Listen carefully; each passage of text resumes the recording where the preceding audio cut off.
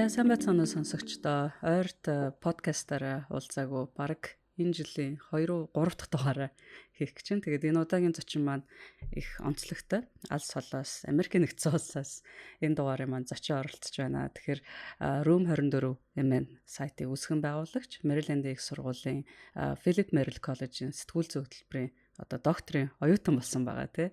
Мөнх чимэг маань өнөөдрийн миний зочин болж байна. Тэгэхээр өнөөдөр бид бас мөнх чимгийнхээ өмнө нь сурж исэн, судалж байсан тэр чиглэлүүд буюу одоо феминист медиагийн талаар болон одоо цоо шинхэн сайтаа үүсгэн байгуулад байгаа туршлага зэрэг олон сонирхолтой сэдвээр ярина гэж бодож байна. Тэгээд бас манай подкастын сонсогчид бол оюутан залуус их байдаг. Тэгэхээр бас эрдэм номын мөрийг энэ хүртэл хөөж яваа. Энэ хүнээс бас сурах, мэдэх зүйл маш олон байгаа хаа гэж бодоод өнөөдрийн энэ сайхан өгөөжтэй ярилцлага эхлүүлж байна. За орой минь төргий. Америкт бол өглөөний минь болж ах шиг байна тий. За баярлалаа. Тэгээд бүгдээрэнд нь орой минь. За ажил сургууль хичээл ер нь хэр байна? Бүгдийг нь хослуулад энэ намар бас нэлээд өрнөө ажилтаа эхлэх шиг боллоо тий.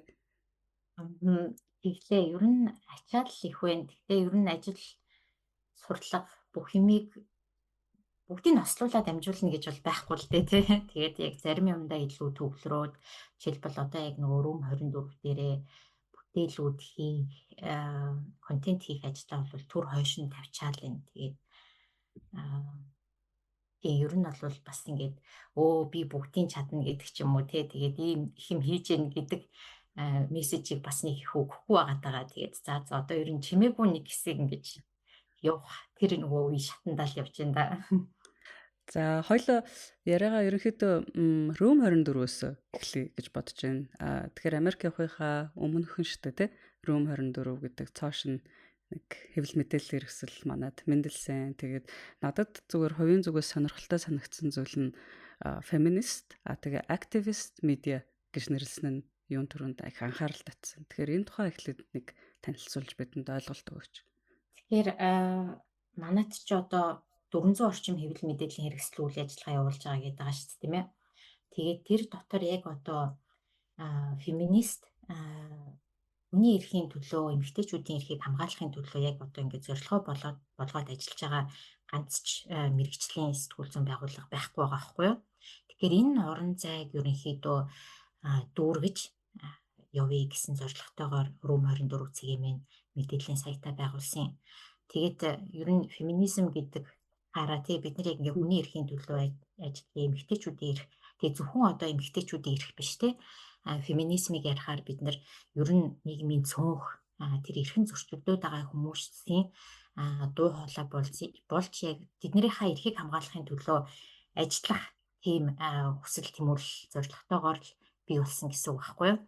Тэгэхээр тэр маань нөгөө активист медиа гэдэг маань болчихж байгаа. Тэгээд яг энийг зорилгоо болгоод ажиллана. Тэгээд давхар бас шинэ юм маань их юм бол нөгөө гишүүнчлэл суурилсан гэдэг нөгөө community driven media гэж яриад байгаа тий. Тэр сэтгүүл зүйн бизнес модельийг бас ингэж хөгжүүлэх зорилготой л яваад байгаа. Тэгэхээр айгүй олон шинэ юмыг нийлүүлээд тий нэг тийм модель угсраад тэгээл одоо хагас жил болчлоо бас яг цоошин гэж хэлэхэд хэцүү. Бид нар чи ер нь хурдтай явдаг хүмүүс шүү дээ тий. Room 24 гэдэг нэр нь бас анхаарал татсан. Ямар утгатай нэр өгсөн бэ? Бид нар бүгдээрээ ерөнхийдөө нөгөө ном маань хань вэ? Миний ширээний ном нөгөө Виржиниа Вулфийн Room of My Own шүү дээ тий. Тэгэхээр эндээс айгүй урам зориг авсан. Ер нь яг энэ уран зохиол тий.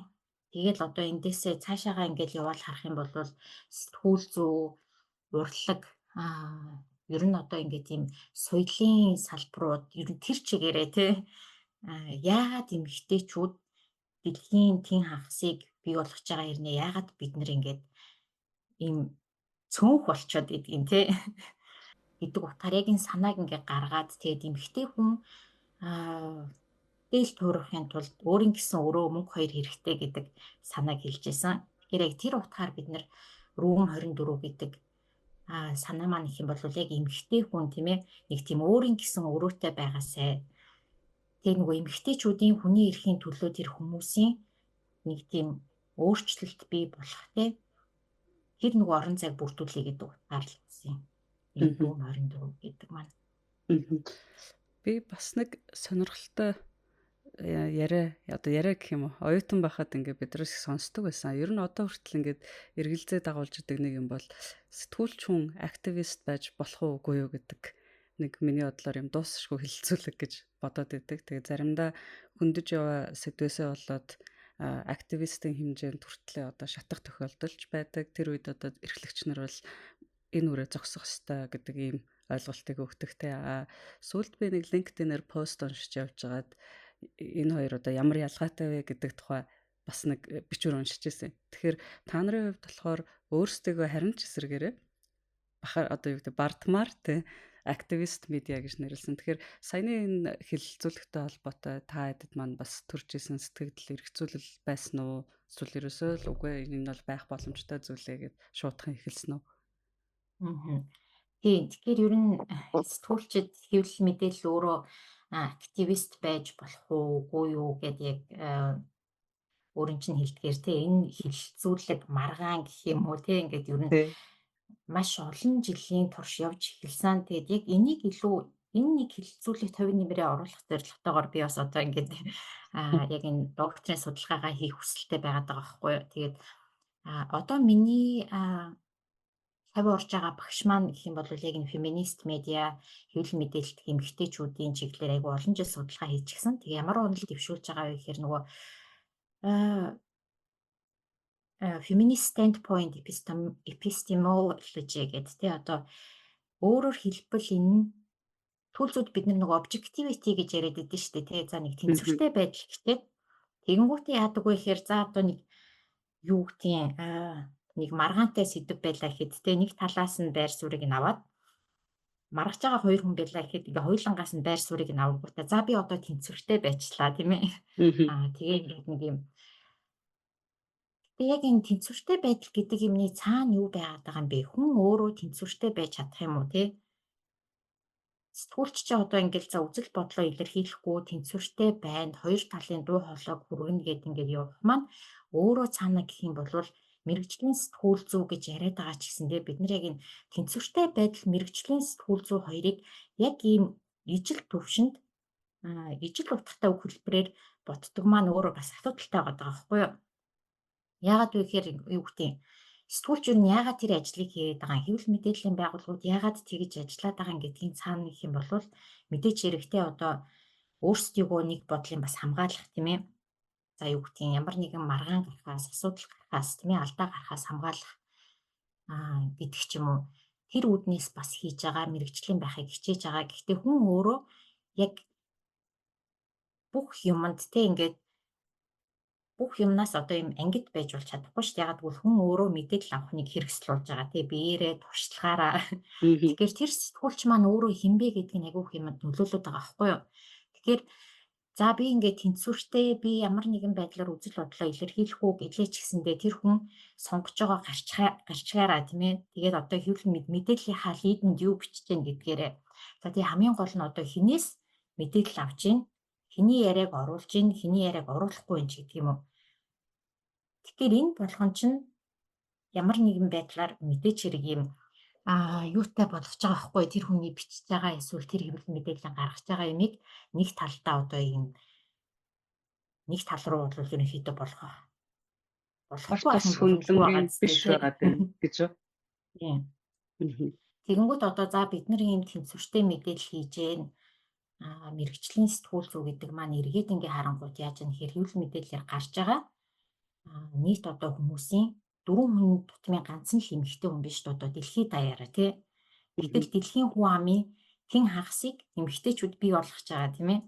Тэр эн чинь ерөөсө бодит байдлыг бид нэр илэрхийлж чадахгүй байгаа үсттэй тий.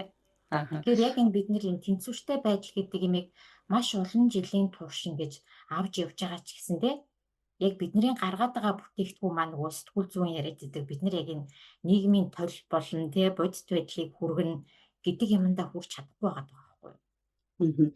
Тэр яг нэг тийм өөр өнцгөөс харахад онол гэх юм уу?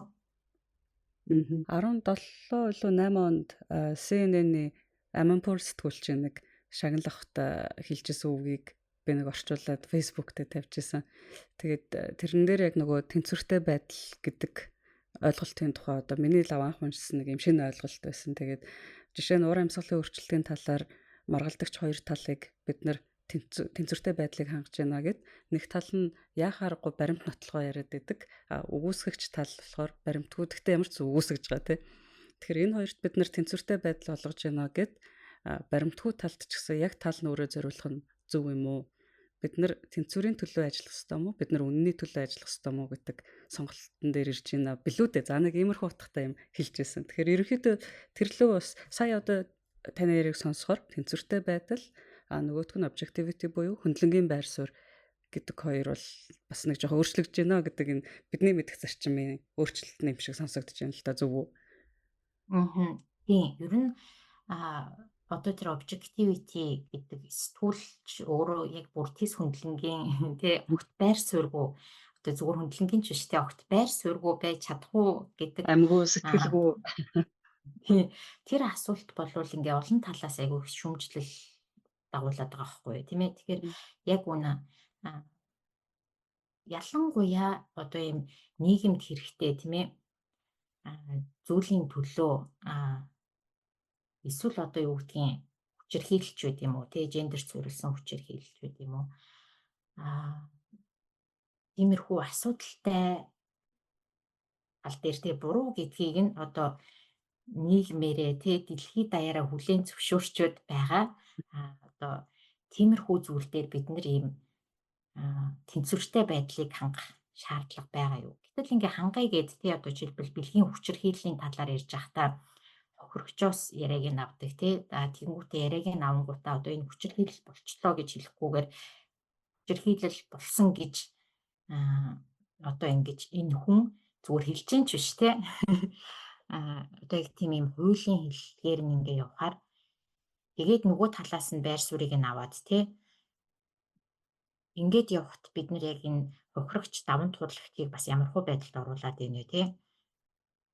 Тэгэхээр яг энэ хүнд хэрэгтэй хүний эрхийн мэдрэмжтэй сэтгүүлч гэдэг маань өөрөө ер нь бичиж байгаа сэдвээсээ тий ажиллаж байгаа тэр асуудлаасаа хамаарат яг нэг тийм тодорхой байр суурийг илэрхийлэх бол биш тий үзэл бодлоо илэрхийлэх биш тодорхой байр суурнаас хандах хэрэгтэй болчиход байгаа байхгүй юу. Тэгэхээр одоо тэр нь үг хэлний сонголтоосоо эхлээд л тийм ээ бичиж байгаа зүйл дээр нь гарч ирнэ гэсэн үг. Түүнээс биш би ингэж бодож чинь тий гэдэг утгаар бодлол ерөөсөө огт биш л дээ. Өөрийнхөө сэтгэл хөдлөлийг оруулах болон би ингэж бодож байна гэдгээ тэгтээ орхих нь байна тий. Орхин гэхдээ феминист одоо нөгөө standpoint гэдэг маань юг хэлж байгаа гэхээр яг одоо ингээ феминист байр суурнаас хандна гэсэн үг шүү дээ тийм ээ. Тэгээд энэ яг энэ academic scholarship дээрээ болвол ер нь одоо сэтгүүл зүйч ч гэсэндээ юу гэж явдаг вэ гэхээр би гэдэг юм авна. Өөрөөр хэлбэл одоо ингээ сэтгүүлчдийн ингээ бичлэгтэй юу байдаг шүү дээ. Ингээд өөрөө ерөөсөө байхгүй тий сэтгүүлчийг харах боломжгүй байдаг бичлэгээс нь.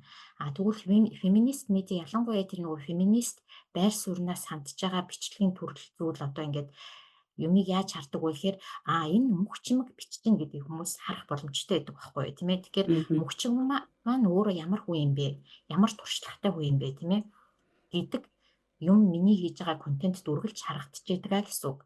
Тэгэхээр тэр дотор одоо би гэдэг үг заримдаа явж болно тийм ээ. Эсвэл одоо ингээд өөрийнхөө туршлагыг тэр дотор ингэж бичиж болно. Тэгээд яг ямар контент хийж байгаагаасаа шалтгаалаад тэр эрх чөлөөг бас бий болгодог гэсэн үг.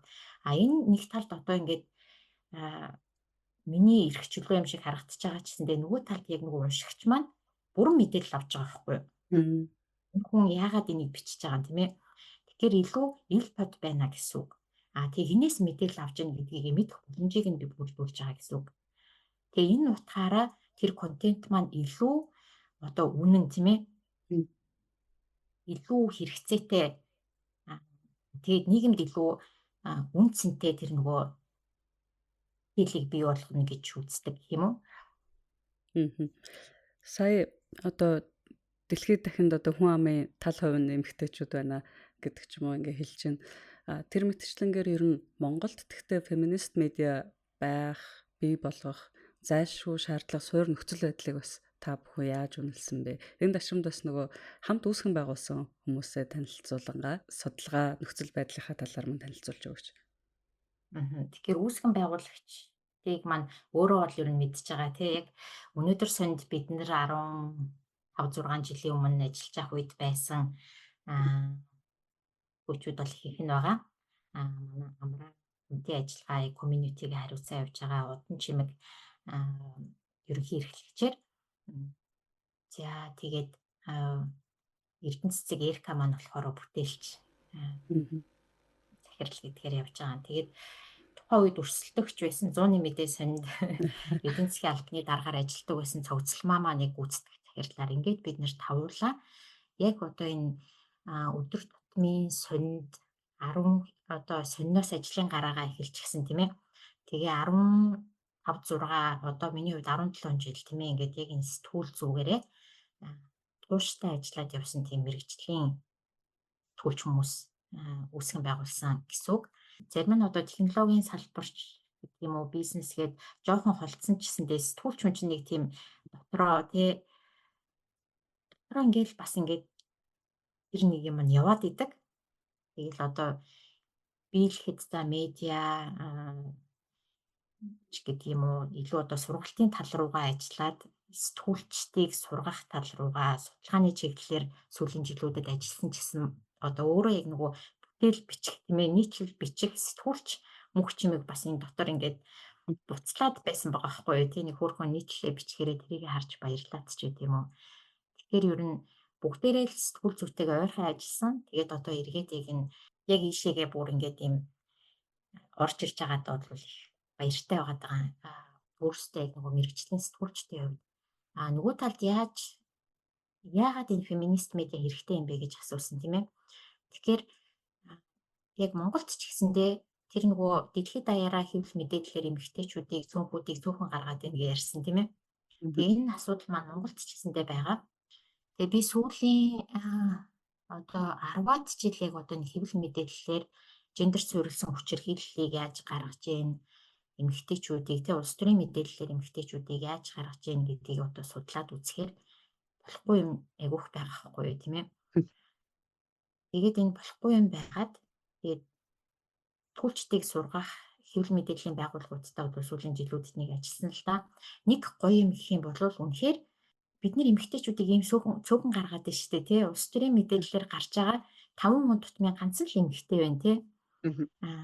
Тэг ингээд гаргахаараа бид нар одоо юу гэдгийг гэр бүлийн байдал ч гэдэг юм уу эсвэл одоо нөгөө хувцаслалт те иймэрхүү юмд нь илүү их ингээд анхаарад байгаа маань бас хэвшмэл ойлголт юм а гэд энийг баримттай нөгөө хийсэн судалгаанаасаа тоо баримт жишээгээ гаргаж ирээд ингээ ярихаар манайхан бол айгүй хурдан өөрчлөгдөж байгаа.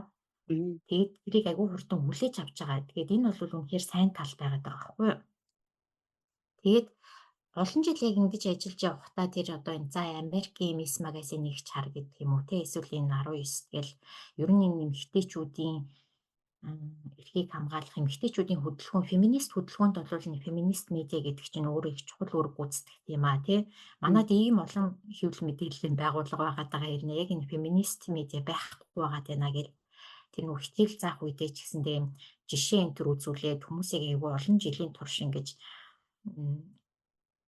ийм юм хийчихээ гэж хэлж ирсэн л дээ. Тэгээ магадгүй тэгээ хин ч одоо хүртэл хийгээгүй те бид нар өөрсдөө хийх ёстой байсан юм байлгүй. Тэгэж ерөнхийдөө харж байгаа. Тэгэхээр огт байгаагүй юм бол биш те нөгөө эмэгтэйчүүдийн сэтгүүл бол Монголд 100 жилийн өмнөөс гарч эхэлсэн. Тэгэхээр яг энэ Монголд эмэгтэйчүүдийн сэтгүүл хэвлэгдэж гарч эхэлсний 100 жилийн оёг энэ жил болж байгаа байхгүй. Тэгэхээр энэ жил маань одоо ингээд яг одоо энэ жил тийм ээ яг бид нар өөрсдөө хийх ёстой юм бэ гэдгийг бол ер нь бодсон л тоо. Тэгээд Цэнд багшийн гаргасан нэг тийм ном биднэрт нэлээд мотивац өгсөн эмэгтэйчүүдийн хэвлэлийг бүр ингээд судлаад тийм 1925 оноос гарсан сэтгүүлээс эхлээд бүх контентийг ингээд судлаад гаргасан. Тэгээд ямар их үүрэг гүйцэтгэсэн юм бэ? 100 жилийн өмнө Монголд ингээд ер нь хүний эрхтэй хүмүүс ямар байлаа. Тэгээ тэр дундаа эмэгтэйчүүд бол яг энэ манжийн дардлын үеэр бол айгүйх дарлагдсан байсан. Тэгээд тэрийг бодлол хүн эмэгтэйчүүд гэлтгүү те ер нь ингээд хүн болгоныг гэр бүлийг те нийгмийг болвол ингэж хөгжүүлэх боловсроход нь хувь нэмэр оруулах чиглэлд бол эмэгтэйчүүдийн хувьд бол асар том үүрэг гүйцэтгэсэн байгаа байхгүй юу. Мгм. Тэгээд тэр бол бид нэр ингээд түүхээ ингээд жоохон мартчих гад байдаг те ингээд за социализмын үед болвол хүний эрх гэж байдаггүй юм а ч гэдэг юм уу те эмэгтэйчүүдийн эрх гэж байдаггүй юм а феминизм гэж байдаггүй юм а гэж яг хөө барууны феминистүүд агиух тэгж ойлгодог байсан. Тэгээд одоо тэр болгоно ингээд өөрчлөгдөж байгаа л да тий. Тэгэхээр тэр сэтгүүлийн контентууд өөрөө юуг харуулж байгаа вэ гэхээр эмэгтэйчүүд сонгуулийнхаа эрхийн төлөө тийм ээ эмэгтэйчүүд ажлын байрны тэнцвэртэй байдлын төлөө дуурдаг байсан байгаа хгүй юу. Хөөхөн шог зургууд те ингээ одоо хүртэл бидний ярьдаг сэдвүүд ингээд ажилд орох гэхээр эмэгтэй гэдгээр ингээд ялгуурлаж जैन ч гэдэм үү те гэдэг асуудлуудыг хүртэл ингээ гаргасан тийм шог зураг дүрслэл те контентууд нь тэр байна гэдэг чинь өөрөөсөө яг нь сэтгүүл тэр маань өөрөө бас феминист байсныг бол илэрхийлэл байгаа. Яг нөгөө 100 жилийн өмнө ярьсан чинь би нөгөө инх бодлоос үлгэрж аваад сүүлийн үед энэ менежерэн дээр би ойр тас нэлээд сонирхоод байгаа. Улсын эрх гэдэг нөгөө энэ Цэвэн Жамсрангийн ном байгаа. Тэгээ энэ дээр нөгөө бас яг 100 жилийн өмнө сонгуулийн одоо эрхийн тухай, боловсролын эрхийн тухай энэ төр ингээ бичсэн те. Тэгээ энэ дээр дандаа нөгөө эм нас юу лээ ингээд нөгөө хамаагүй одоо бүгд боловсрноо энэ төр ингээ бичсэн байт юм билээ. Тэгэхээр нөгөө ярьсан чинь тэр санаанд орчлоо. 100 жилийн өмнө ч гэсэн Монголд хүний эрх байсан. 100 жилийн өмнө ч гэсэн хүүсийн тэгш байдлыг одоо хангах те. Тэр ирмэлцэл одоо юу гэдэг нь бүр хууль дүрмэн те. Улсын эрх гэдэг энэ бүтээлд бас байдгийн байлээ гэдэг санаанд орчлоо. Яг үнэ айгуу гоё түүхтэй штэ тий ингээд 100 жилийн өмнө юу гэдэг нь Европын орнууд за ингээд Америкт гэхэд өчнөө 100 жилээр тэмцчээж тий эмэгтэйчүүд нь тэр сонгогдох эрхээ эдэлж эхэлсэн бол тий Монголд бол ер нь тэр маань түүхэндээ байсан монгол хүний мөн чанарын нэг хэсэг болохоор гэж бол би гэхдээ энийг бол судлаач хүний үднээс хэлдэггүй шүү. Түүхнийхээ үднээс тий. Тэгээ манайхаа энийг бол айгүй сайн судлах хэрэгтэй гэж бодоод идгийн. Бид нар ингээд айгүй өөр соёлтой байхгүй юу тий. Тэгээд тийм болохоор магадгүй 1925 манайх ч одоо ингээм эмэгтэйчүүдийн сонгогдох эрхийг үндсэн хуулиараа баталгаажуулсан Азийн анхны орн штэ тийм ээ. Тэгээд одоо энэ улс төрт ч гэдэг юм уу ер нь ажлын байр боловсрол эмэгтэйчүүд маш богино хугацаанд айгүй их өндөр түвшинд бол хүрч ирсэн. Тэгэхээр тэр маань бол яг хүмүүс ингээд за эн чинь социалист бодлого угаасаа тийм байсан тий зөвлөлт холбоот улсаас айгүй хараат байсан болохоор бодлогын түвшинд тэгж явсан гэж тайлбарладаг. Тэ социалист одоо тэр нөгөө зөвлөлт холбоот улсын орнууд дотроос ч гэсэндээ Монгол айгүй их төрүүлж энийг хийж явж исэн байхгүй тий. Тэгээд энэ болгон маань бас хэрвээ сайн судлах юм бол хүмүүс ерөнхийдөө жоохон судалж эхэлж байгаа юм шиг үлээ. Яг энэ эмэгтэйчүүдийн эрхийн тал дээр бол Монгол бол нэлээд тийм дэвшилтэй байсан гэж бол судлаачид зарим нь ингээ яриад байдаг. Тэр бол их тийм гой санагддаг л да. Надад бол үнэхээр тийм байхаа тий. Ягаад гэвэл ер нь бид нар чи юм өөр байхгүй юу. Тэгээ манжийн дардлаас шалтгаалаад Цэнт багшийн тэр нөгөө нэг эмэгтэйчүүдийн сэтгүүлийн судалгаан дээр ч гэсэн айгүйх дурддагдсан байдаг. Тэгээ манжийн дардлаас тэр 1925 оноос эхлээд сэтгүүл гарч байхад л бид нар эмэгтэйчүүд маань бүр юм дардлагдсан хүмүүс бол биш юм аа тий. Бид нар түүхэндээ болвол тэгж дардлагдаж ирээгүй. Энэ бол манжийн дардлаас болсон тий. Монголын соёл биш юм а гэдэг мессежийг өгсөн нийтлүүд байсан. Тэгээ тэр нэг сонирхолтой байсан. 100 жилийн өмнө тэрийг бид нэр ярьжсэн байгаа байхгүй юу? Тэгтээ өнөөдөр тэгтэй ч байх ба. Өнөөдөр тэгэнгүүт энийг нөгөө талаас нь хүмүүс тайлбарладаг штэ. Гэр бүлд хэн эрх мэдэлтэй байна, эмэгтэйчүүд эрх мэдэлтэй байна. Нийгэмд хэн хамгийн өндөр ролийг гүйцэтгэж байна, эмэгтэйчүүд өнөөдөр гүйцэтгэж байна. Биднэрт ер нь феминизм тэгвэл хэрэггүй гэх хүмүүс байдаг шүү. Тэртээ түргэн манай эмэгтэйчүүд алж байна гэдэг. Тэгэхээр хэрэгтэй мүү гэдэг. Тэгэхээр энэ дээр нэг хоёр тайлбар өгмөр байна. Нэгдүгээр гэх юм бол бид нар айгүй их тийм хүмүүс тэгэж ярьдаг. Эрхийг ярихдаа бид нар юм хүчний тэнцвэртэй байдал хэнд илүү их хүч байна гэдгийг нөгөө нэг айгүй харах хэрэгтэй. хүчтэй болчиход байдаг тий. Тэгээ тэр хэн тэр хүчээ буруугаар ашиглаад байна вэ?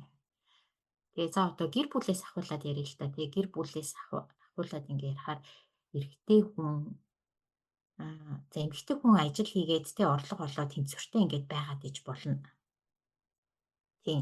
Тэглээгээд яг эмэгтэй хүн бүрэн одоо юу гэдгийг эрхээ эдэлж чадчихэв үү тий? Тэгвэл яагаад гэр бүлийн хүчирхийллийн авахрагчдын ер нь 98% нь эмэгтэйчүүд байгаад байгаа юм бэ? Эрэгтэйчүүд одоо ингээд өөрийнхөө хүчийг ашиглаад тий эмэгтэйчүүд болон хүүхдүүдийг хүчирхийлэх нь яхаарахгүй илбэг байгаа байхгүй юу? Бид нэр одоо юу гэдгийг цагдаа дээр бүртгэгдэж байгаа тий тэр кейсүүд тэгээ ихэнх гэр бүлийн хүчирхийлэл бас цагдаа дээр очиод шүүхээр шийдэгдэхгүй байгаа шүү дээ. Ихэнх нь тэгэхгүй байгаа. Гэхдээ үнэхээр яхаарахгүй хохирогчдын үнэмлэхгүй олонх нь эмэгтэйчүүд болон хүүхдүүд байгаа тий. Тэгээ тэрийг бол хүн ингээд ярахаар хүмүүс дандаа ингэдэг өө эрэгтэйчүүд хохирж байгаа гэхдээ зүгээр хэлэхгүй байгаа л гэдэг байхгүй юу. Тэгэхээр феминизмын нэг гоё юм нь гэх юм бол дан эмэгтэйчүүдийн эрх ярьдаггүй тий бид нар эмэгтэйчүүдийнхээ эрхийг ярьдаг, хүүхдүүдийн эрхийг ярьдаг, эрэгтэйчүүдийн эрхийг хүртэл ярьдаг тий. Эрэгтэйчүүдийн холбооны ерөнхийлөгчөөр эмэгтэй хүн ажилладаг байсан нэлээд олон жил. Тэгэд одоо юу гэдэг бид нар эрэгтэйчүүдийнхээ эрүүл мэндийн асуудлыг ярьж явдаг тийм ээ. Яг тэгвэл эмэгтэй хүн гэдэг маань бид нар одоо гэр бүл нийгэм те энэ сайн сайхныг бий болгоход яхаарахгүй ингээд анхаарал хэлдэг байхгүй юу те. Яг ингээ ярахаар нөгөө онлын хүмүүс бас л маргаантай л сэдвүүлтэй те. Тэгэхээр ингээ эмэгтэй хүнийг эргүүлээд нөгөө нэг essential буюу тэр эмэгтэй хүн гэдэг бол ийм одоо бусдыг халамжилдаг те хайрладаг гэдэг энэ юм руугаа ингээд орчихгүй дээ гэдэг те. Энэ бас л ингээ онлоор бол маргах асуудал. Гэхдээ яг миний байр суурь бол юм тэгээд яг энэ байр суурь дээр хилцүүлэх дээр ямар байдлаар одоо хувийн нэмрээ оруулах уу гэдэг дээр л толгоогоо ажилуулад байгаа л та. Тэгэхээр энэ болгоныг ингээд холбож ойлгох нь бас юу гэдгийг сурж байгаа юмдаа их баяртай л байгаа л та. Тэнийг ингээд тийм юм сурах ингээд болгонд юу гэдгийг энэ юмнуудын холбоог олж хардаг ч юм уу те. Би ерөөс энэ өнцгөөс бодож байгаагүй юм биш гэдэг юм. Өмнө нь юугаа магистра бас тэгтээ энэ чиглэлээр ангилт хийсэн те. Магистра тийм би болохоор нөгөө хэвлэл мэдээлэл ба төлөөлөл гэдэг чиглэлээр хийсэн. Тэгээд тэрэн дээрээ 24 оны сонгуулийн мониторинг ер нь нөгөө дипломын ажиллаа болгож хийжсэн. 24 оны сонгуул маань тийм сонгуул маань өөрөө бас нэлээд тийм онцлог байсан шүү дээ тийм ээ. Квота гэж үү? Квота юмсан. Тэгээд ерөнхийдөө бас нөгөө холимог системээр тий явагдсан. Тэгээд яг энэ дээр хэвлэл мэдээлэл ямархуу байдлаар гаргаж ийн гэхээр бас л нөгөө эмэгтэйчүүдээ яг цөөхөн гаргаад тий дуу хоолойг бүр цөөхөн гаргаад одоо эмэгтэйчүүдийг хэр олон гаргаж ийн гэдээ тоолоод үзэхээр зүгээр л одоо нөгөө нэр дэвшигчдийн ингээд 10 хэд 20 хэд 30 хэд дээр нь ингээд жижиг ингээд дуртад өнгөрсөн юм л агиух орж байгаа байхгүй юу тий. Гэхдээ яг эмэгтэй хүнээс яриаг нь сонсоод ишлэлээр тий үгийг нь оруулаад эсвэл ярилцлага хийгээд тэр хүний талаар мэдээлсэн юм бол айгүй цөөхөн байгаа байхгүй юу. Тэгээд бид нар ингээ харахаар ер нь улс төрийн мэдээч гэлтгүй ер нь ингээ мэдээн дээр эмэгтэйчүүдийг их цөөхөн гаргаад байна тий. Тэг ингээд асуудал бол байгаад байгаа түрүүн гэр бүлийн хүчирхийлэл ярьлаа тий эмэгтэйчүүд айгүй их одоо нөгөө үнгүй хөдөлмөр хийж байгааг ярьлаа. Улс төрт цөөхөн байна. Одоо ингээ харалтаа бүр ингээд за юу гэдэг эмнэлгийн салбар, эрүүл мэндийн салбарын, боловсролын салбарын 80% эмэгтэйчүүд бүрдүүлж байгаа шүү дээ. Дурын эмнэлэг сургууль дээр очиод багш нараас нь эхлээд тийм ээ сувилагч, туслах багш, тэгээд одоо юу гэдэг тэр нөгөө асрагч, үйлчлэгч хүртэл бүгд эмэгтэйчүүд байгаа хгүй бүх ажлыг хийж гин гэсэн үг. Тэгээ нөгөө захирлуудыг нь харалтаа тий. Асны эрхлэгч нар тий эмнэлгийн дарга нарыг харалтаа. Эрэгтэйчүүд байгаад байгаа хгүй. Тэгтээ байж гараа. Бага байдал нь ийм байхаар тэрийг яаж хэвлэл тэгтээ гаргахтаа засах юм бэ тэр ч одоо. Захирал нь яхаарахгүй эрэгтэй байгаад ахаар чинь эрэгтэй хүн гаргалаа гэд би буруудаж болохгүй үстэй. Наач ястогой асуудал юм тий. Айгүйх нь сэтгүүлчдээс ирдэг юм тий. Тэгээ ягаад бид нэр дарга нарыг гаргах хэрэгтэй юм гэсэн асуудал гарч ирж байгаа байхгүй.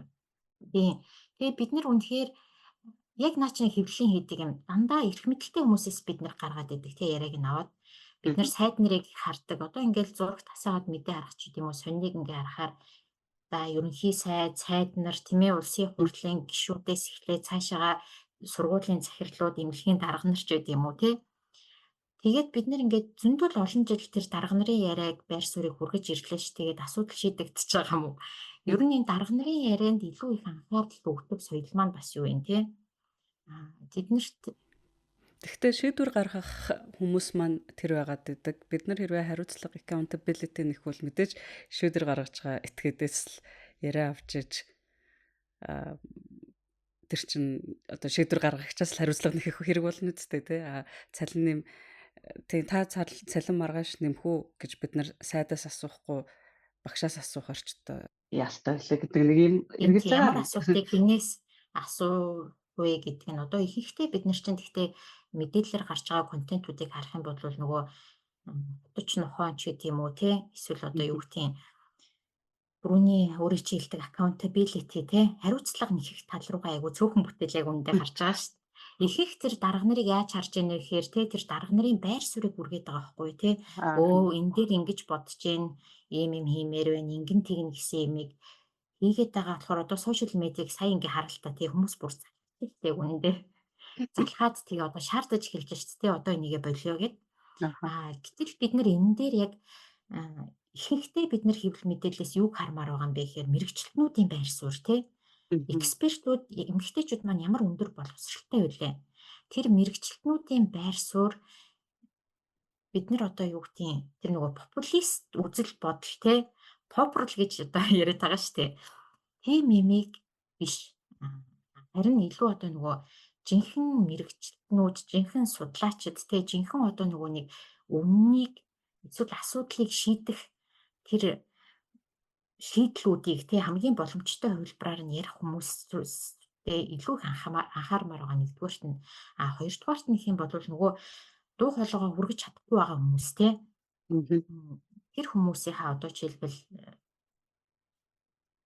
туршлагыг тийм ээ тулгараад байгаа асуудлыг нь тэрэнд илүү их анхаармаар байгаа байхгүй юу тий. Хэвлэл мэдээлэл манай 400 хэвлэл мэдээллийн хэрэгсэл байна гэдэг байгаа хэрнээ яг ингээд мэдээгийн чиний олон зурагт байна тий 70 хэдэн телевиз гэдэг үлээ. Одоо мэдхгүй сүүлийн үеийн тавыг мэдэхгүй байна. Айгүй олон телевиз ингээд тий хэрвээ ингээд зурагтаа асаагаад харахаар яг л нэг хүмүүс нэг юм ярьж ивэл тэр чинь биднэрт нөгөө олон ургалж байр суурь гэдэг юм маань байхгүй байгаа шүү дээ тий. Тэгэхээр тэр янз бүрийн хүмүүс нийгмийн янз бүрийн бүлгийн төлөөллийн дуу хоолой асуудал тэрийг нь гаргаж ирж хагаад нөгөө эрх мэдэлтэй хүмүүс рүүгээ харин яах вэ гэхээр яг өөрөө чи хэлдгээр те нөгөө хариуцлага те ийм асуудал байгаад байна штэ. Мэргэжилтнүүд ингэж үзээд байна штэ те. Энэ дээр яагаад та шийдэж чадахгүй байгаа юм бэ гэдгийг бид нар тэр нөгөө нэг хэцүү асуултаа тэр хүмүүс тавих хэрэгтэй байхгүй юу? Одоо тэгээ ингээ харахаар яг практик дээр яаж явж байгаа вэ гэхээр хэцүү асуулт асуух биш те. Нөгөө хүнийхээ илүү амруу н ороод ин л та. Тэгээл одоо нөгөө ус төрч маань л ингээ сайхан өөрийнхөө юмыг ярьж идэг те. Гэтэл нөгөө талд нөгөө нэг үнэхээр асуудалтай байгаа хүмүүсийн маань дуу хоолой байхгүй болчиход байна. Тэгээ нөгөө хүмүүс маань бол мэдэхгүй шүү дээ те. Бид нар сэтгүүлчид өөрсдөө очиж асуухгүй л болвол тэр хүмүүст боломж нь байхгүй байгаа хгүй. Дарга нар бол ингээл те сайхан Twitter-ээрээ ч гэсэндээ жиргсэн, Facebook дээрээ пост хийсэн ч гэсэндээ өчнө олон дагагчд байна те. Сэтгүүлчдийг дуудаж болж जैन. Тэгээ заримд нь мөнгө төлөөд ярилцлага гаргачихж जैन те. Гэтэл яг энгийн иргэдэд тийм юм байхгүй байгаад байна. Хинт тэр боломж байхгүй байгаад байна гэдэг бид нар тэр боломжийг бүрдүүлэх ёстой. Хин шийдлийг мэдчихээн буюу тэр экспертийн бүлэгтээ бол хамгийн ихээр анхаарах хэрэгтэй гэсэн үг. Тэгээд энэ тэнцвэрийг бид нар ингээ бариад эхлэх юм бол мэдээлэл маань илүү чанартай болно. Тэгээ яхаа аргагүй энэ дээр чинь нөгөө нэг гендерийн талаас ч гэсэндээ тэнцвэр бол нэмэгдээд эхлэх байхгүй. Экспертүүдийн ихэнх нь тэ ингээд боловсралтай хүмүүсийн ихэнх нь эмэгтэйчүүд байгаа тий. Нийгэм маань өөрөө угаасаа эмэгтэй эрэгтэй хүмүүсээс тэнцвэртэй бүрдэж байгаа. Тэгээ тэр дотор бас бид нар нийгмийн цүнхүүдээ бол маш сайн барьж явж явах хэрэгтэй. Анхаарч явж явах хэрэгтэй. За мөгийг жоохон чаленж хийгээд их гой гэдэгтэй хариултууд сонслоо гэдэг. Тэгтээ төгсгөлд нь одоо энэ сэдвийг хоёлаа хаах юм би нэг зөвлөгөө маягийн зөвлөлттэй асууя гэж бодож байна. Сая 100 бас нэг уншсан юм аа өрхий би өөртөө дүгнэлт хийсэн. Тэр нь нөгөө яг энэ яг гендертэй холбоотой нэг хэлэлцүүлэг сонсч ирсэн. Германы сэтгүүлчдэж байлаа. Тэгээд нөгөө эмэгтэй хүн олддгүй штэ. Эмэгтэй хүнийг урьд юм аа. Тэгээ ерөөсөө ирдгүү маач үлдээ тэр нэг Германы сэтгүүлч тийм тайлбар хэлдэг байхгүй. Тэгсэн чинь хэлэлцүүлэгт оролцогч нөгөө хүн нь та нар бодолтой хагасаа өдрийн 9 цагт өглөөний нэвтрүүлэгт эмэгтэй хүмүүсийг урьдаг. Энэ дэлхийд дээр хагасааны өглөө 9 цагт эфирт орохгүй явж идэг эмэгтэй гэж байдаг юм уу? Ямар ч агуу мундаг хүн байсан ч гэсэн гэр бүлдээ үр хүүхдтэй цаг зарцуулах болтой. Тэгэхээр ерөнхийдөө эмэгтэйчүүдийн тэр тэгш оролцоог хангана гэдэг чинь чи хэдэн цагийн тайзаа санал болгох юм бэ?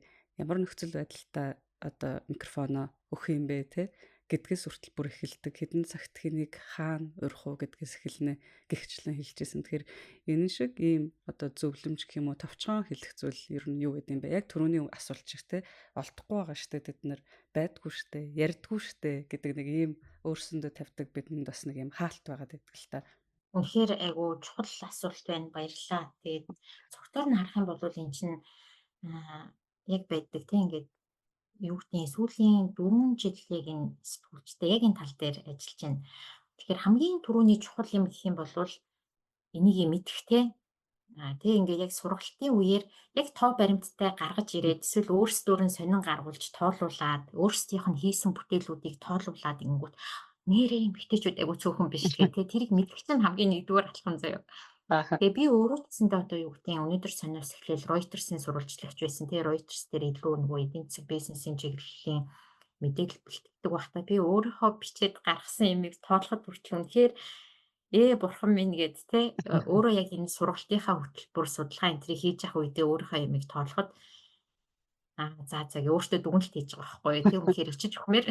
Тэгэхээр хүн мэдхгүй явахаар энийгээ ерөөсөө одоо blind spot гэж хардсан шүү дээ. Тэ ерөөсөө анзаарч хардаггүй гэх юм уу? Мэдээд авна гэдэг бол гайхалтай. Тэгээ миний нөгөө сургалтын дараа үнэхээр надад гоё таалагддаг юм юу вэ гэхээр сургалтанд орсон сэтгүүлчд маань айгүй бичдэг байхгүй юу? Би одоо ингээд тэрийг мэддэг болсон байгаа болохоор одоо энэ мэдээг хартаа тий. Эсвэл одоо энэ баримтат киног хартаа яг энэ эмэгтэйчүүдийн тэнцвэрт одоо юу гэдгийг их сурвалжаа сонгохдоо их анхаарсан шүү гэд тэр үл үнэхээр гайхалтай байдаг. Надад одоо энэ ажлыг хийх тэр урам зоригийг би тэндээс авдаг гэх юм уу? Тэгэхээр хүнээс шалтгаалнаа нэгдүгээрт нь хоёрдугаарт нь асуудал үнэхээр тулгардаг байхгүй тий. Ингээл айгүй ингээ хэлдэг жишээлбэл ингээл яамнаас яриа авъя гэхээр зөвхөн сайд нь тий эсвэл юу гэдгийг албаны дарга нар нь ярих хэрэгтэй байдаг. Тэгээд тэд нар нь дандаа хэрэгтэй тий. Ихэнх нь тэгээд энэ бол бас нөгөө төрийн байгууллагуудын тэр нөгөө юу байгаад байгаа байхгүй тий. Тэгээд тэрэн дээр бол бид нар бас судалгаандаа дуртаад гендерийн үндэсний хороогоор дамжуулж юу гэдгийг одоо уриалгах тийм үү энэ төр хүртэл гаргаад явсан л та. Тэгээд ийм нөлөөллийн ажлууд бол хэрэгтэй. Тэгээ одоо яамдын ч гэдэг юм уу хэвлэлийн төлөөлөл төрийн байгууллагуудын хэвлэлийн төлөөлөгч нартай ч гэсэндээ сургалт энэ төр хийгээд тийм энэ талаар одоо яриад явж байгаа. Тэгээд харьцангуй бас баг багаар өөрчлөлтүүд гарч байгаа. Тийм алхамын өөрчлөлт чинь бас чухал шүү дээ тийм. Тэгээ энэний дараагийн юм гэх юм бол эмэгтэйчүүдэд тийм түрүүний хэлдгээр цаг зайны хувьд ч гэсэндээ тийм энэ хэвлэл мэдээлэл бидний ажил бүх юм чинь өөрөө яг энэ эрэгтэйчүүдийн бий болгосон дэлхийн ертөнцийн ер нь байгаад байгаа шүү дээ. Эрэгтэйчүүдэд илүү ээлтэй гэх юм уу? Бидний өдөр тутмын ажиллаа хийж байгаа хэлбэр хүртэл эрэгтэйчүүдэд илүү ээлтэй байгаа байхгүй юу? Тийм болохоор юу гэдгийг тий ингээд ихэвчлэн ажлын цагаар биш оройч байд юм уу тий эсвэл амралтын өдрүүдээр эмэгтэй хүн бол ажиллахад яг харахгүй тэд нар чинь нөгөө нэг хөлсгөө хөдөлмөрөө ихэнхийг хийж байгаа болохоор тий гэр бүлдээ илүү бас цаг гаргаж байгаа. Тэгээ тэрний дараагийн юм гэх юм бол Монголын бас нэг онцлог байгаад байна. Миний одоо сүүлд хийсэн судалгаа яг одоо эмэгтэй улс төрчдөө санал асуулга аваад тий тэгээд одоо энэ юу хийгээд ярилцлага хийгээд энэ судалгаа авахад судалгаа маань арай хэвлэгтэй байгаа л та. Гэхдээ ерөнхийдөө яагаад эмэгтэйчүүд айгу цөөхөн гараад байгаа юм бэ те? Сэтгүүлчд болохоор ингээд юу гэдгийг зөндөө олон асуудал байдаг те. Сэтгүүлчдийн зүгээс эмэгтэйчүүдийг гаргая гэсэн чисэндээ эмэгтэйчүүд ингээд байгаад байна штэ гэдэг одоо нөгөө түрүүний хэлээд байгаа юмн дээр би их сонирхож асуусан байгаа байхгүй юу. Тэгээ тийм болохоор яагаад эмэгтэйчүүд хэвлэл мэдээлэлээр баг гардаг вэ гэдэг асуултыг асуусан санал асуулгаарч тэр ярилцлагаарч тэр их сурвалжуудаас гэсэн үг үү? Асруулжуудаас. Ааха. Тийм. 10 хүн тутмын 6 нь юу гэж үзэж байгаа вэ гэхээр ерөөсөө мөнгө. Тэгэхээр одоо Тэгэхээр манай медиа экосистем энд бас нөлөөлж байгаа байхгүй тий. Тэгэхээр ялангуяа улс төрийн мэдэн дээр яаж ийн вэ гэхээр мөнгө гэдэг тий. Юу гэдэг одоо жишээлбэл одоо улсын хурлын чуулган тараалтын айгүй олон сэтгүүлчд байдаг. Тэгээд хинээс мэдээлэл авч ийнэ гэхээр нэг бол попурж байгаа тий. Ингээд айгүй тийм сенсац болчоор юм ярьж байгаа хүнээс үгүй болвол мөнгө төлсөн хүнээс нь яриа авч ийн тий. Гэтэл одоо эмэгтэйчүүд тэрийг хийхгүй байгаа байхгүй. Эсвэл айгүй эрх мэдэлтэй нөгөө ерөнхий сайд эсвэл нөгөө хэвлэлийн хураалт дээр угаасаа гарч ирээ үг хэлдэг хүмүүс тий. Бид нар маань бас эмэгтэйчүүд байхгүй байгаа тийм. Ийм шалтгааныг бол хэлж байгаа. Гэхдээ 10 хүний 6 нь мөнгө гэж ярьж ийн гэдэг бол асар өндөр тоо. Тийм байна. Энэ бас л нөгөө цаашаага бид нар тий яагаад бид нар энэ хүмүүс мөнгө төлөхгүй байхад тий яагаад бид нар 400 орчим хэвлэл мэдээллийн хэрэгсэл байгаад байна гэдгийг л гаргаж ирж байна л та. Үнэхээр хэрвээ уншигч өөрөө мөнгө төлж мэдээлэл авахгүй байгаа бол тэр мэдээлэл дээр гарч байгаа хүмүүсийн төлсөн мэдээллийг л бид нар авч ийн гэсэн үг шүү дээ. Нөгөө мөнгө төлсөн дуртай дугаа захиална гэдэг шиг. Тэгэд энэ болвол үнэхээр бидний анхаарах ёстой асуудал. Тэр энэ бүх юм ямар хоорондоо холбоотой байна те ингээд тийм байна. одоо энэ хэвлэл мэдээллийн хараат бус байдал хүртэл хэвлэл мэдээлэлээр гарч байгаа одоо хэвлэл мэдээллийн нөхцөлийг тодорхойлж шүү дээ. Тодорхойлж байгаа байхгүй. Тэгэд энэ нь одоо нөгөө гендерийн тэнцвэртэй байдалд бас яаж нөлөөлж ийн гэдэг те ингээд тэр бас их сонирхолтой үр дүн байсан л та. Тэгээ судалгаагаа ер нь одоо хэвлэлтэд гарч байгаа. Тэгээд тэрнээс бас нэлээд олон хэрэгтэй санаанууд гарч ирэх байхаа. За тэгэхээр дараагийн хэсэг рүүгээ яг орё гэж бодож байна. Хоёулангийн яриа ерөнхийдөө миний төлөвлөжсэн дараагийн хэсэгтээ их гоё уялдаж орж ирлээ гэж бодож байна. Тэгэхээр энэ хэсэг дээр ерөнхийдөө эхлээд community media гэдэг зүйлийн тухай ярилцъя гэж бодсон. Тэгээд community driven media гэж ерөнхийдөө сүүлийн үед их яригдах болсон.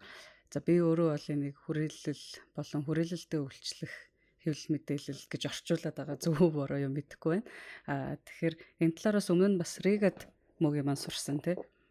Тэгэхээр ер нь community media гэж юу юм бэ?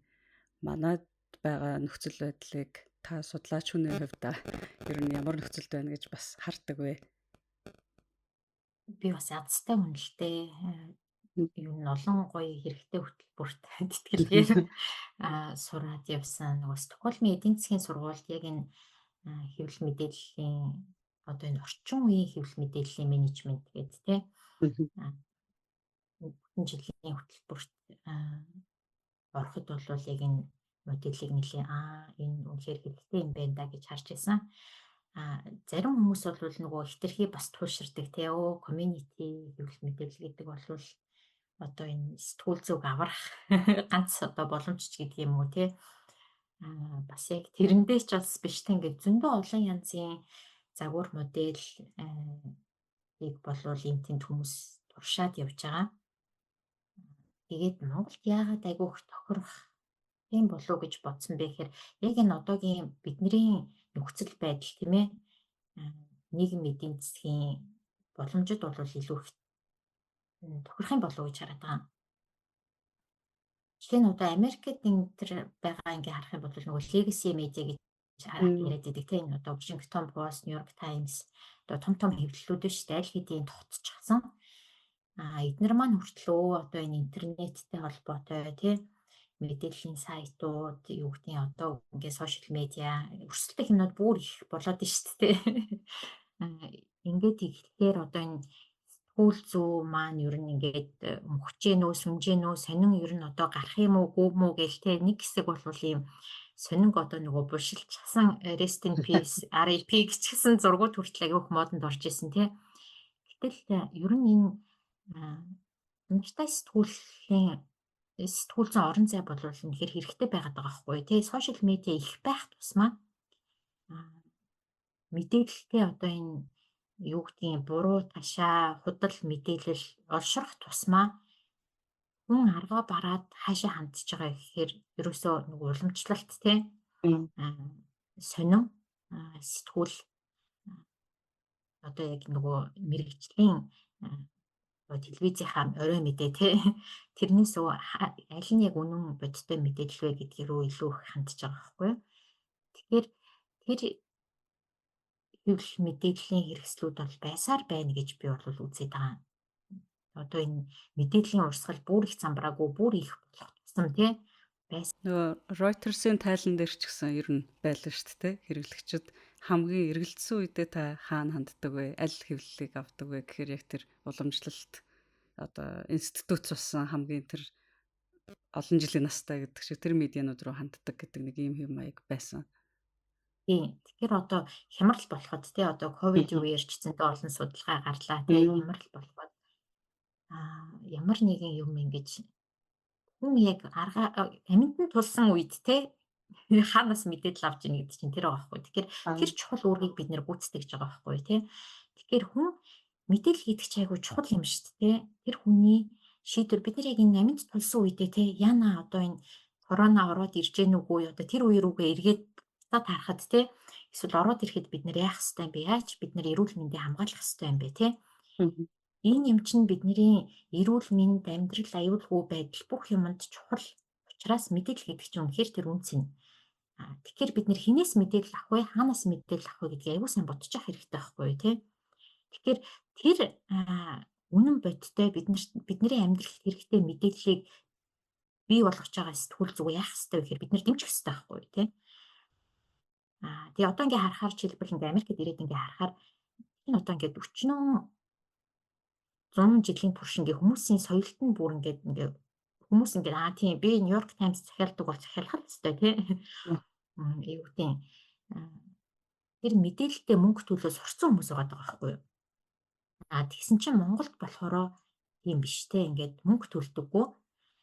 Мөнгө төлдөггүй ирнэ Монголын одоо өнөөдөр сонин 100-ны мэдээ дээр гарч байгаа мэдээллийг Нью-Йорк Таймс, Вашингтон Посттой харьцуулангуудаа монгол сэтгүүлчдийг муулаад идэг хүмүүс байна.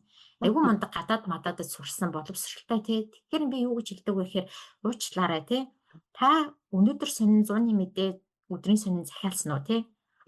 Та ямар нэгэн одоо Монголын хэвлэл мэдээллийн хэрэгсэлд мөнгө төлдөг үү гэхээр үгүй.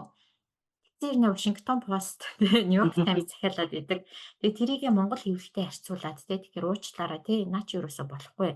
Монголд нэг мэдээ яаж бүтэж чинь тий. Тэнд яаж бүтэж чинь нэг мэдэн дээр хэдэн хүн ажиллаж чинь тий.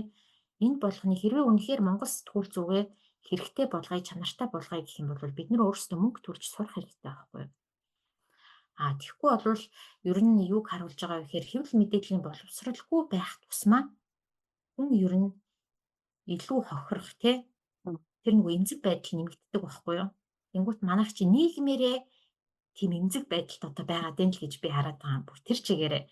Тэгэхээр хэвлэл мэдээллийн тэр соёлыг бид нар бий болгох хэрэгтэй. Одоо бид нар ингээ юу гэдгийг захиалгын системд ороод ч гэдэм үү тий, paywall-тай болоод ч гэдэм үү.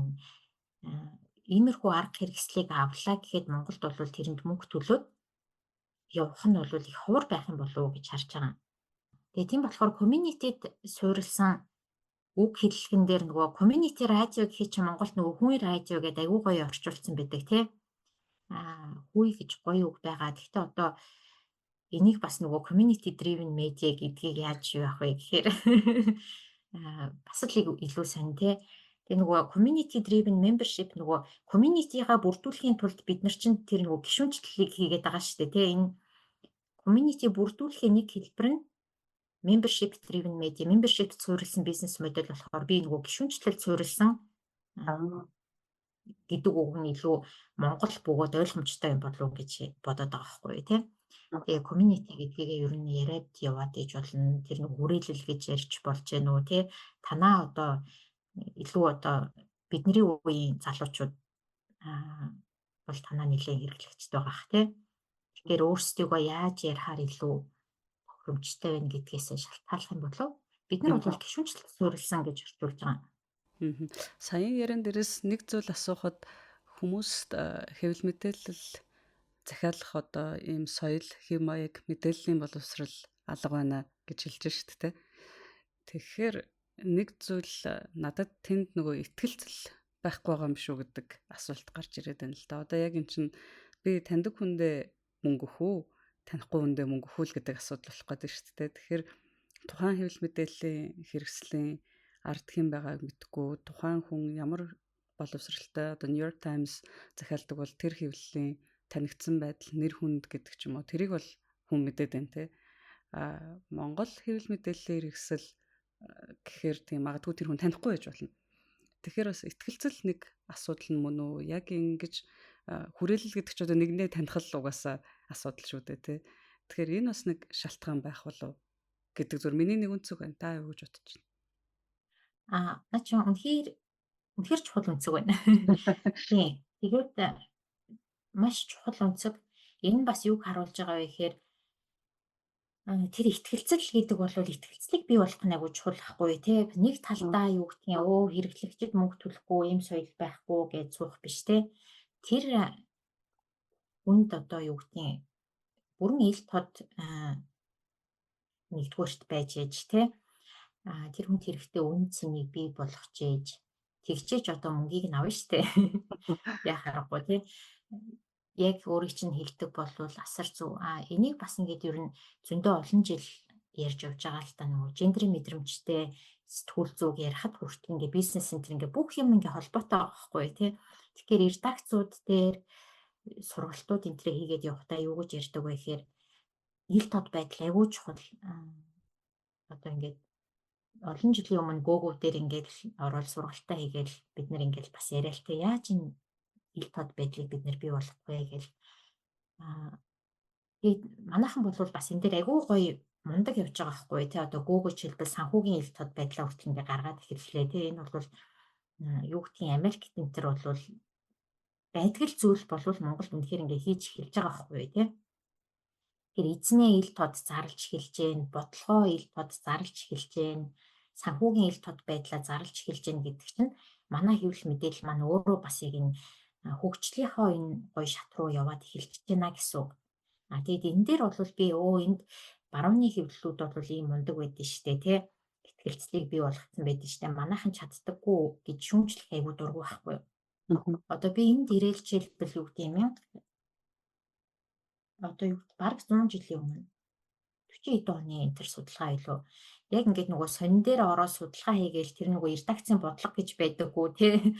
Тэгээд одоо юу гэдгийг шин сэтгүүлчт нөгөө хуучин одоо хүмүүс нь ингээд нөгөө албаны дарга нар одоо илүү туршлагатай сэтгүүлчт нөгөө шинэ хүмүүсээс сургах байдал тий. Тэгээд тэрүүгээр дамжиж одоо нөгөө нэг туршлага болон амаар дамжиж яаж тэр редакцийн бодлого явж гэн энэ төргээд гарч байгаа төвшөнд бид нар саяхан байсан байхгүй юу? Гэтэл манай сэтгүүлсэн хөгжлийг харах юм бол айгүй богинохон хугацаатай шүү дээ тий.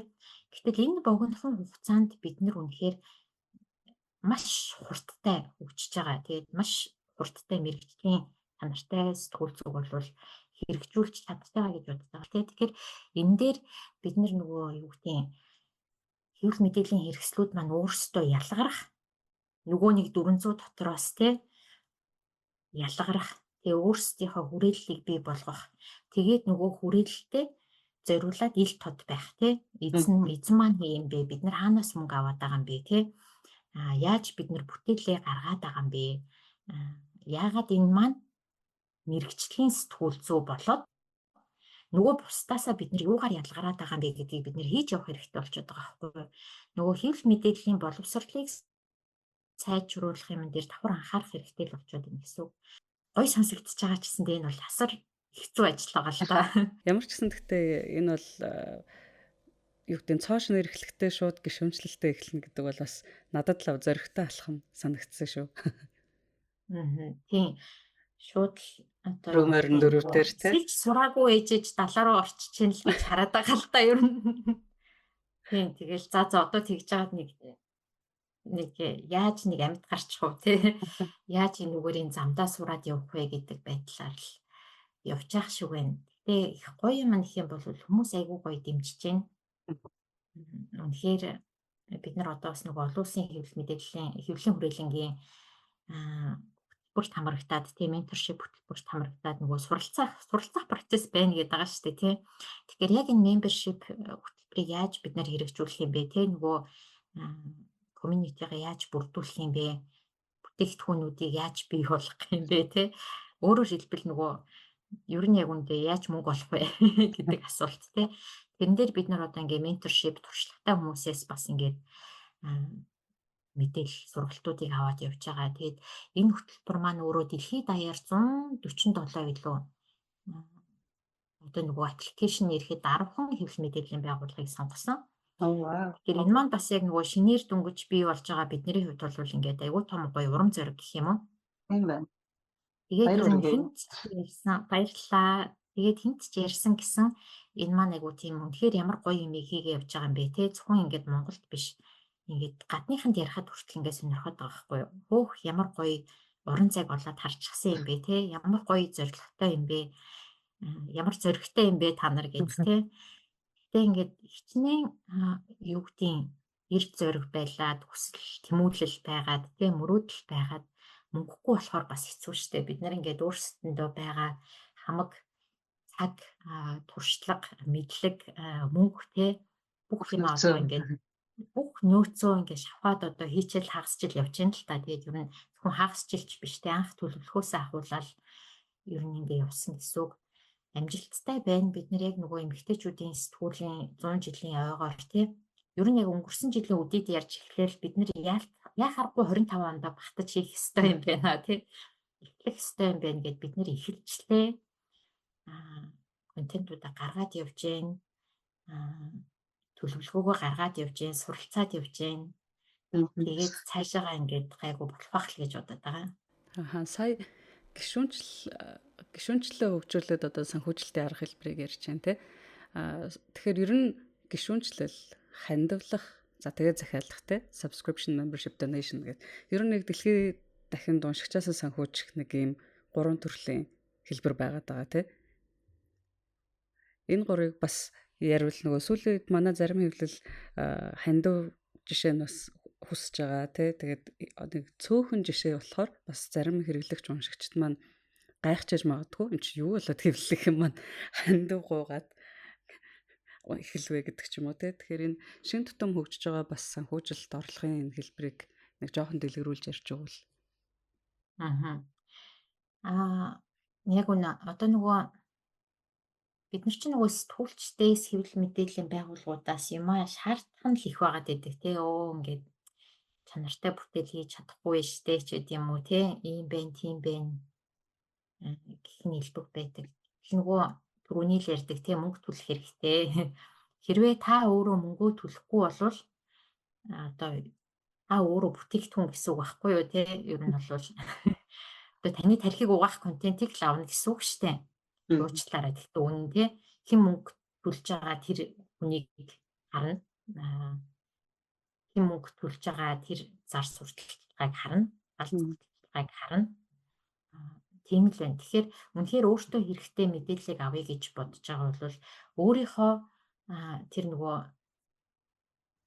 сонирхож байгаа тэр хэвлэл мэдээллийн байгууллагыг олж хараач тий. Одоо ингээ үнэхээр олж хараач гэж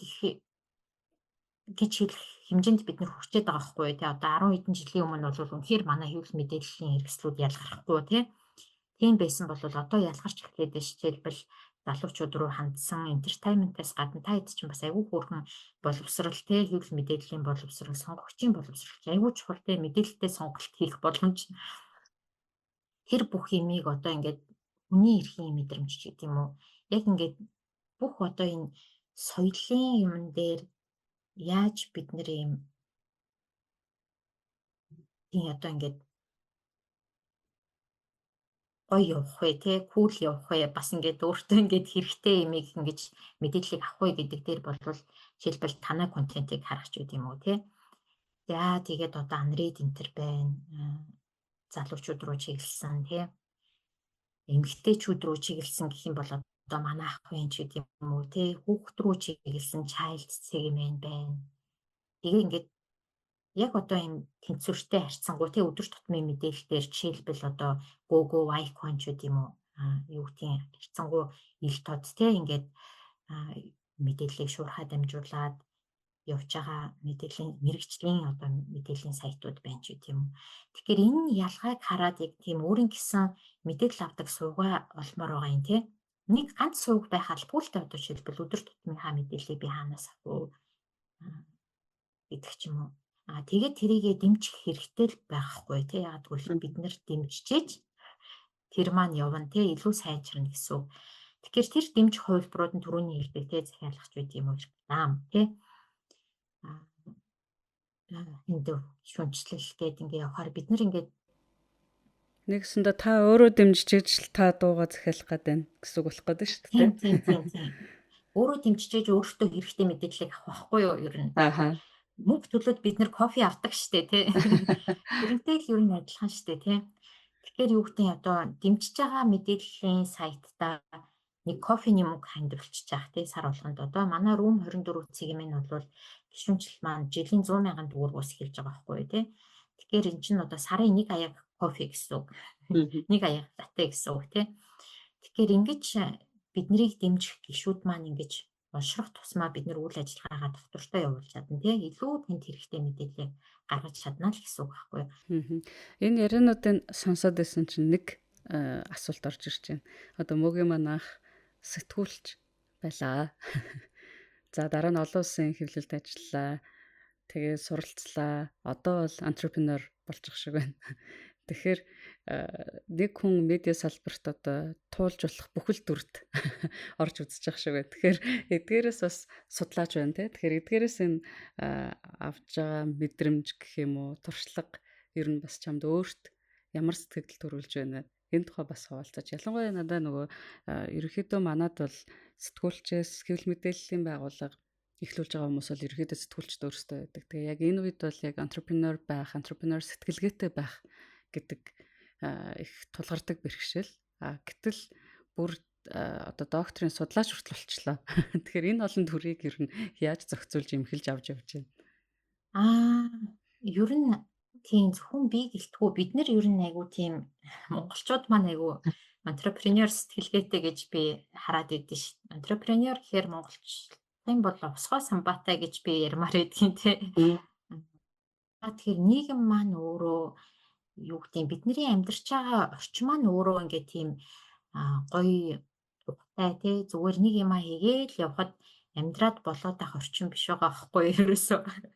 Жохон харамсалтай нь гэдэг. Харамсалтай. Тэгэхээр бид нэр ийм орчинд л одоо ушин тогтнох гээд амьдрах гад үзэж байгаа юм чи овсгоо самбаатай байх яхаарахгүй хэрэгтэй тий. Тийм тэгж хараад байгаа. Тэгэхээр юу гэдэг нь одоо жишээлбэл миний өөрийн маань сонголтууд гэх юм бол их олон юмар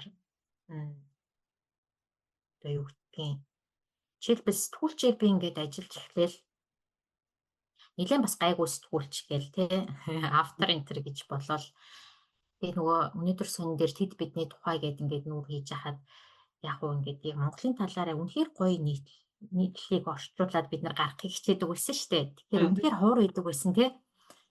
Айгуу тийм Монголын талаар мэдээ гэж байгаа хэрнээ 5 гадаад хүнээс яриа аваад Монголын талаар ингээд мэдээ хийсэн юмыг хараад надад үнэхээр харамсалтай санагддаг байсан байхгүй юу тий. Юу вэ энэ одоо юу гэсэн үг вэ? Намайг тэр тэгж ажиллаж байх үед бол Монголын талаар гадаадд мэдээ хийдэг монгол сэтгүүлч байгаагүй. Тэгээд энийг өөрчлөх хэрэгтэй юм байна гэж одоо нэг англи хэлээр сураал тий. Одоо бол гадагшаага яг ийм ижил үзэл бодлоор одоо нөгөө манай халуунаа маань байна тий. Ингээд нэг одоо хүсэл тэмүүлэл үзэл бодолтой хүмүүс ингээд юмыг ингээ хийгээд бас ингээд яваад идэг тий. Гэтэ ингээд яг за гадагшаага жишээлбэл Reuters-ийн сурвалжлагчаар ажиллаач юм уу тий. Гадны хэвлэлийнхэнтэй ингээ ажиллаад нөгөө за эхэндээ ямар гоё юм бэ болж гин тий. Би одоо ингээд 5 гадаад хүний яриа аваад гарах биш 5 монгол хүний яриаг аваад тий. Ингээд Reuters дээр мэдээ гаргаж чинь ч үгүй юм уу. New York Times дээр нийтлэл гаргачлаа гэж бодож баярлж байсан бодвол бас л биш байгаа байхгүй тий. Ингээд гадны хэвлэл чинь үнэхээр Монголын хувьд чухал асуудлуудыг өгөхөөр наадхай чинь одоо олон улсын уншигчид сонирхгүй гэдэг ч юм уу тий. Тэгээд ингээд цаашаагаа ингээд явхаа зогсохгүй л одоо нөгөө суралцах шатанд тий. Нэг асуудалтай тулгарангуут энэ яагаад энэ асуудал гарч ирээд байгаа юм бэ гэж боддог тий. Тэгээ ингээд тэрийг ингээд хөөгөөд явхаар дараагийнхаа ямар одоо судлаач болдог ч гэдэм үү тий. Тэгэхээр энд чи ийм юм байдаг юм биш үү тий. Хэвлэл мэдээлэлнэр нэрээ яагаад эмгэгтэйчүүдийг ийм цөөхөн гаргаад байгаа юм бэ тий. Эсвэл одоо яагаад энэ хүчирхийллийг гаргахтаа бид нэр ингээд хүссэн хүсээгүй тий. алдаа гаргаад байгаа юм бэ? Энийг яаж засаж болох вэ гэд судлаач болоод, сургагч багш болоод тий. Тэгээд одоо сүүлдээ юу гэдгийг яг энэ гендрийн чиглэлээр сүүлийн жилүүдэд нүүбийн хүн амын сан, нүүбийн хөгжлийн хөтөлбөр хэвлэл мэдээллийн зөвлөлгээл тий хэвлэлийн хүрээлэн гээд ингээ ажиллаад явахаар юм төслөөс айгүй хамаарат байгаа байхгүй тий. Төсөл явж ангууд ингээд гоё сургалтуудаа хийчдэг, судалгаагаа хийчдэг тий гоё айгүй гоё community бүрдсэн штэ манай одоо бүгдээрээ хамт ажилласан тий одоо ингээд гоё community бүрдүүлээд гоё нэгээ явахаар төсөл дууслаа, мөнгө дууслаа алга болчиход байгаа байхгүй юу. Тэгэхээр энэ гоё ажлыг татвартай аваад явахын тулд үнэхээр л энэ бидний чин хүсэл тэмүүлэлтэй болохоор өөрсдийн гэсэн бид нар бас мэдээллийн сайттай байх хэрэгтэй юм байна. Энэ орон зай байгаа юм байна. Тэ хүмүүсээс гуйхаар хийхгүй юм. Тэгэхээр бид нар өөрсдөө хийх юм байна гэдэг ч юм уу тий. Тэгээ ингээд дараагийнхаа зам руу ороод тийм л та тий. Юу нэгэн юу гэдгийг солигдоод байгаа юм шиг санагдтовч одоо сэтгүүлч, судлаач тий багш юу гэдгийг хэвлэл мэдээллийн зөвлөгч гэдэг юм уу тий ингээд өөр нэрнүүд яваад байгаа боловч энэ нь өөрөө одоо мөгчмөг гэдэг хүний тий бидний хамт ажилладаг манай амар төвшин гэдэг хүний, одон чимэг гэдэг хүний маш олон жилийн турштай одноо бит хоёр бол бүр ингээ хойно хамт Оросд хамт 20 жилийн өмнө сурж байхдаа эмэгтэйчүүдийн сэтгүүл гаргана гэж мөрөөддөг байсан тий. Тэгэхээр бидний тэр олон жилийн мөрөөдөл, олон жилийн ажлын туршлага тэгээд тэр ажиллаа хийж амьдарч явж байх хугацаанд ингээ хөрөнгөлүүлж байгаа мэдлэг тий ингээ юу гэдэг бүх юмн дээр явж байгаа одоо чинь нэг л хүн явж байгаа штэ тий. Нэг л одоо хүсэл мөрөөдлийнхөө л ажлыг хийж явж хахад нөгөө яхааргүй юм олон юм дагалдаж гарч ирээд байна гэх юм уу. Америкт ерөнхийдөө бас сурахад ер нь бас би сургуулийнх нь тухай асууя гэж бодсон. Нөгөө ярианыхэнд хэлжсэн оюутан залуучууд бас их сонсдог л доо. Тэгээд мастер ч юм уу ер нь цаашаа сурах гадаадд одоо сурах сонирхол бараг л Монгол хүн бүртлээ шүү дээ. Тэгэхээр ер нь Америкт сэтгүүл зүйн сургалтын бас онцлог ч юм уу одоогоор анзаарсан зүйл ер нь юу байгаа бол өмнө нь бас англид сурсан. Үнэхээр гоё үе энэ л та Америкт сурах одоо цагаа олжтэй гэдэг үе тий. Гэтэ яг ингээд юм хэцүү юм шиг байгаа ч гэсэндээ би бас олзуурах гэж байгаа байхгүй. Ямиг нэг жоохон сайн талаас нь харах гэж хичээгээд ч гэдэм үү тий. Тэгээ яг бас одоо Америкт энэ үед ялангуяа сэтгүүл зүй сурна гэдэг бол бас л хуур уламж үсттэй. Харин би бүр тэгэл сонирхоод асуугаад байна гэдэг. Тийм тэгээд тэрэнд бол яг юм сайн талаас нь харахыг хичээж байгаа. Тэгээ манай сургууль болохоор яг энэ Philip Merrill College of Journalism гэдэг маань сургууль маань бол ерөнхийдөө мужийн сургууль, state сургууль. Тэгээд гэхдээ ерөн сэтгүүл зүгээрээ бол топ 5-д ордог том сургууль байхгүй юу.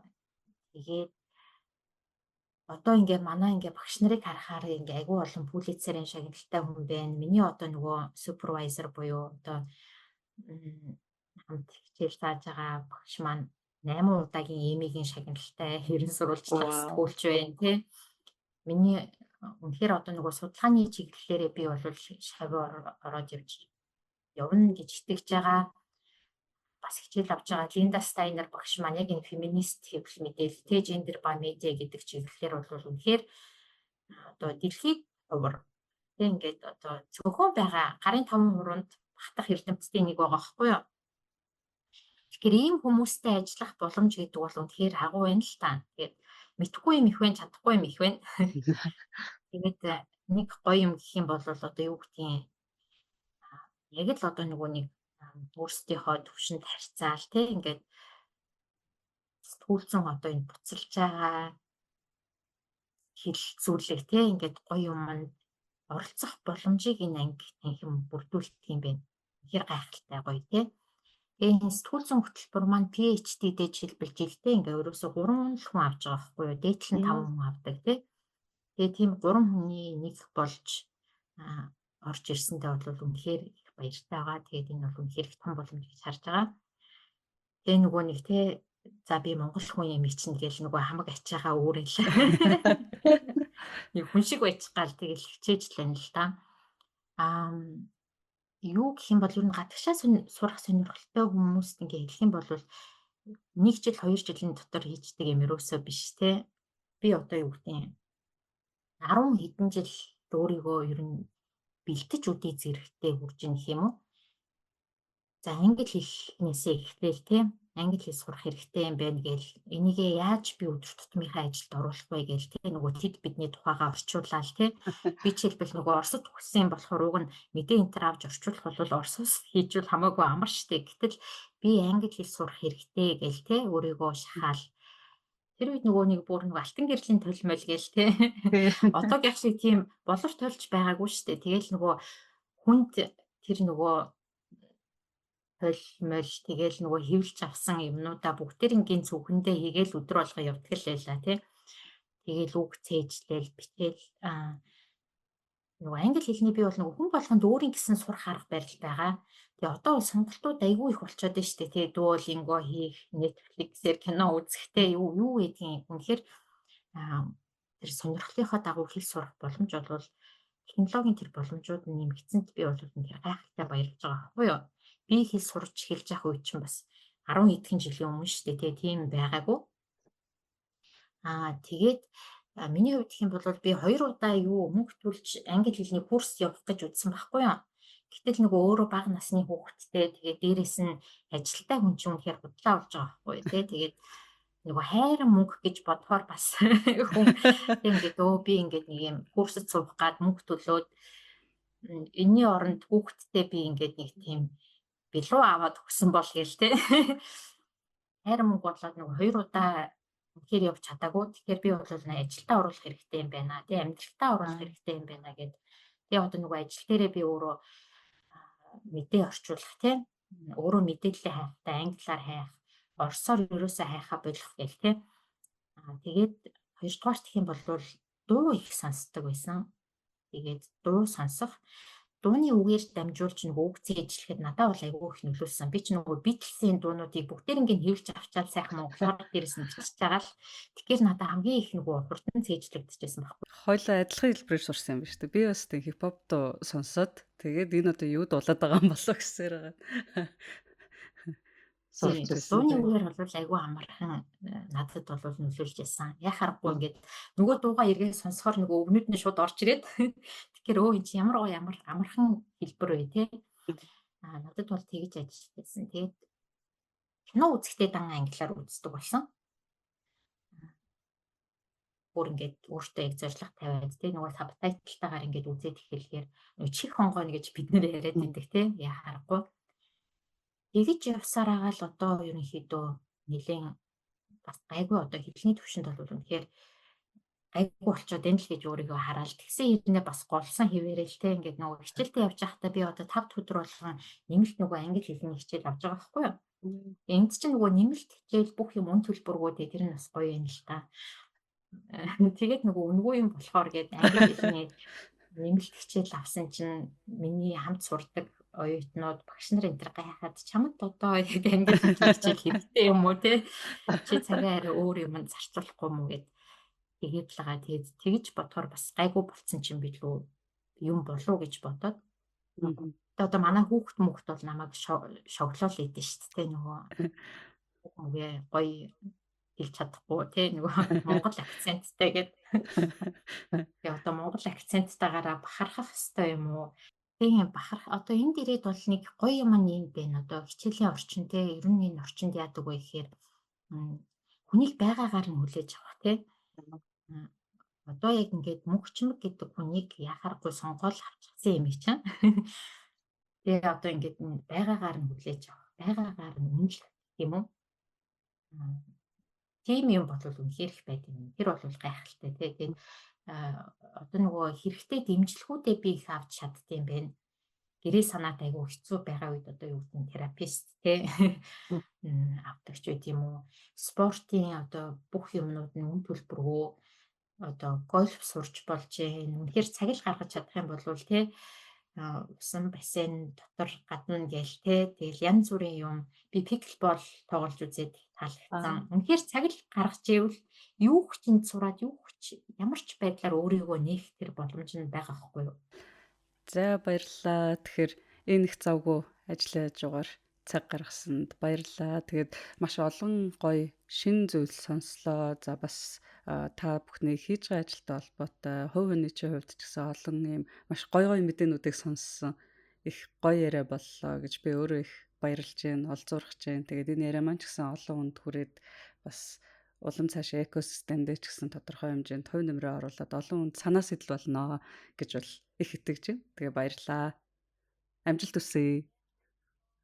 За өөрт чинь бас та нартай бүгдээрэнд нь амжилт хүсье. Тэгээд ингээ мундаг ажилтаа хүмүүсээ харахаар гоё урамтай байдэн штэ. Тэгээд хэдүүлээ ингээд гоё хийж байгаа ажлынхаа талаар аль болох хүмүүст түргээд те ганц хоёр хүн ч гэсэндээ сонсоод тэгээд бас хэвлэл мэдээллийнхныгаа дэмжээрэй гэж хэлмээр байна те. Одоо room 24 гэхгүй. UB Live room 24, Gogo Icon юу гэдгийг те ингээд child segment ялангуяа одоо энэ шинээр бий болоод байгаа төрөлжиж байгаа мэдээллийн сайтууд ийг бас ингээ хараарай те. Мөнгөний дэмжлэг бол уугнууд биднэрт айгүй их чухал те. Гэхдээ бас мөнгнөөсөө гадна контентийг уншаад шеэрлэх зэндээ чухал байд юм байна. Харахаар ингээ хүмүүс айгүй харцсан ирнэ лайк дарахгүй шеэрлэхгүй бахаар. Би бүртгэж байгаа шүү гэж. Тийм тэгээд тэгэж мэдээлэлтэй одоо нөгөө нэг иргэн болохын төлөө бас өөрсдөө алхам хийгээрээ чанартай мэдээлэл аваад чанартай мэдээллийг хуваалцаад тэгээ чанартай сэтгүүл зүг дэмжиж байгаарай л гэж хэлмээр энэ да. Тэгээд урьж оруулсанд баярлалаа. За баярлалаа.